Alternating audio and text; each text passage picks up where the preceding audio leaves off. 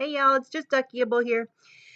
Anyway, so I realized in my last video that I started talking about like waxing and whatever. So I was like, okay, well I probably should make a video about it then.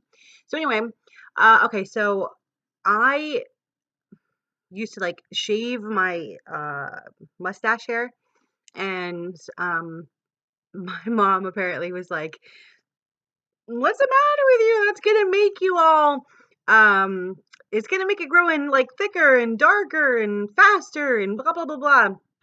And you know what? After like years and years and years, like normal, every woman, and especially me, goes, "Oh, my mom was right." So, okay, so I was like, all right, well, I finally got into a place that I could actually start waxing on a regular basis, like going to a salon or whatever. And so I did, and so she was right. It started to come up like more blonde now.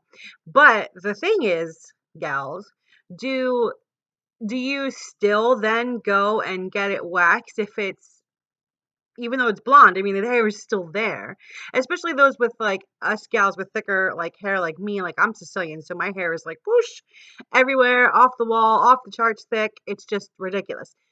So, do you still go and get it done, or do you once it's light be like, hey, and then like sport a mustache? But that can only be seen, I guess, like if you're gonna lose clothes.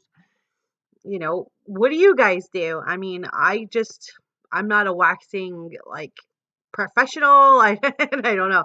So comment down below and let me know like what you girls have done, and how long you've done it for, and if it works on you this way, if it doesn't work on you, any any suggestions.